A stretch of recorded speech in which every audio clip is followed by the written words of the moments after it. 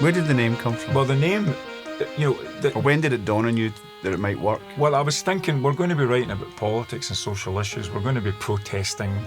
1984-85 is obviously the time of the miners' strike, so politics is highly in the air. And I was thinking, what are we going to call ourselves? Because you love the idea of the Clash or the Gang of Four or whatever. And the phrase Hue and Cry came to me just from reading, I think I was reading Dickens or something. Maybe something like classic 19th century literature from my researches when I was at university. And the phrase Hue and Cry means to raise a public alarm against a known criminal. So you can imagine who I thought the criminal was.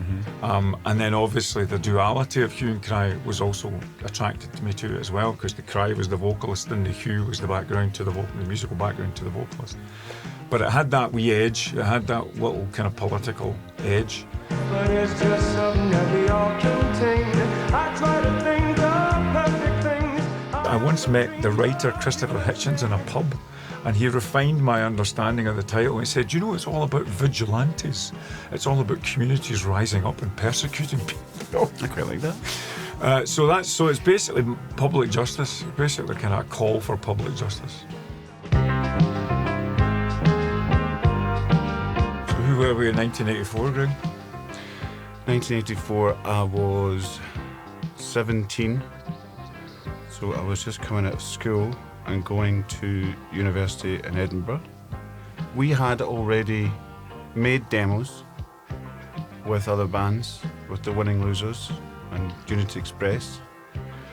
You had recorded stuff with Mid-Euro. Sure. We were knocking about. We were making music. The Glasgow music scene. I was just on the cusp of finishing my English degree, just about to go down to London, where we started to do writing. We started to do writing in London as well in '85. But it was a classic formative moment, wasn't it? I mean, recognisable in any major music city, where people are just hanging out with each other, pulling down influences from record shops and art books and whatever it was that they were, or other bands like Simple Minds, for example, who were totally inspiring me. You were much more of a professional musician than I was. I was a kind of a dilettante, kind of wandering in and out of things, as has continued to be the case to the present. As I've told you the story of me playing saxophone at 15, 16 years old, at events, should we say, running around the hall playing the Benny Hill theme tune with a wake of event attendees behind me. But you got 25 quid a gig, so I was making 25 quid a gig at the weekend.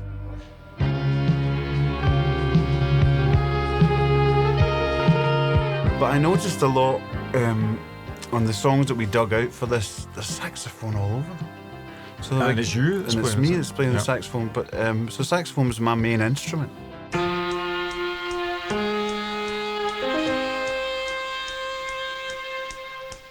And the track that people will be able to hear, which I haven't heard for 40 years, it Closed the Door. It has got your saxophone right at the beginning of it, but then it goes into a kind of somewhere between the Jam and Miles Davis kind of blue kind of group. I mean, when I listen to it, I think, oh my God, it was all there in the DNA, in embryo, at the very start, the kind of mixing together of angst-ridden lyrics, jazz chordings, groove. I mean, it's so weird to listen to it because it just feels like we've been kind of working off that kind of algorithm, that kind of program for the last 4 decades. And I mean that in a good way. It sounds amazing to me. And I remember bringing that the demo tape of Close the Door home to my girlfriend at the time. She was a big Prince fan, and I played it to her, and she said, "What kind of music is that?" And her dad's a nice As if guy. we knew. What kind of music's that? It was her dad said that, and then I said, "I don't know. It's our music." And he went, "Aye, good singer that boy." Thanks, man. Too much pain, the human heart will beat again. Through that time, 84, 85, and all the demos that we were making, we went to a place called Berkeley Street Recording Studios. I found it in the Yellow Pages. It was behind the Mitchell Library. Yeah, it was behind the Mitchell Library. In Glasgow. And it was a hang. There was a big reception area, and there was either Lloyd Cole and the Commotions, or there was the Bluebells, or Edwyn Collins, Orange Juice, or all these bands were coming through it, and you would meet them. You wouldn't know them, but eventually you get to know them. So the owner of the studio was a guy called Alan McNeil. The guy you mentioned there who ran Berkeley Street, Alan McNeil, I remember his face when we played tracks like Close the Door and Dangerous Wreck, and I remember seeing his face through the two-way screen, the two-way window of the studio, of the recording booth, and his face was literally luminant. It was like beams of light shining out from him. Now, whether that was beams of light thinking, I'm going to manage these people and make a fortune out of them, which was maybe part of it, because he did become our manager. So we basically were hanging out in these places, but we actually found our management from that, and the guy that got us major record deals and led to all the later success. So it was what Brian Eno has a word for it. It's not genius, it's senius. Does a place have senius? And that, I would have said that a lot of this music is coming out of that scene. There's a lot of senius in that area, in that kind of centre of Glasgow, mix and match, where everybody's bumping up against each other, competing to some degree, trying to kind of show off to some degree. That's obviously part of the dynamic as well. Baby, you know the rest. Yes, you do. But it was a classic. 1984, 1985 is your classic post-punk moment, as opposed to the post-punk moment, which is like in the early 80s, and people are beginning to kind of say, well, I can do anything I want because we're all post-punks.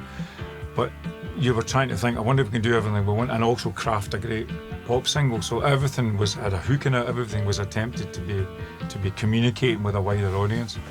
You don't know what you don't know, but there was an awful lot of songwriting ambition. I seem to remember people thinking that they were going to write the ultimate song.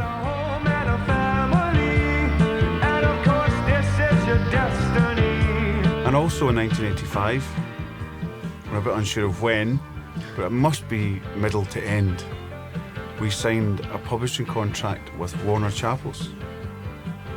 And I'm saying to you, I don't know why. Paul Curran was the guy, the A&R man at Warner Chappell's Publishing, that signed us, and he gave us £7,000. God, do you even remember the amount of money? I remember the amount of money. I remember coming back up on the train with Alan, and we took turns falling asleep because we had the cheque. You were in London, and then we came up with the cheque, and Alan, after we got that, Alan paid us £50 a week. Yes, Remember with our first retainer from a major record company, Publishing company. payment. £50 a week, and I remember that it ran out.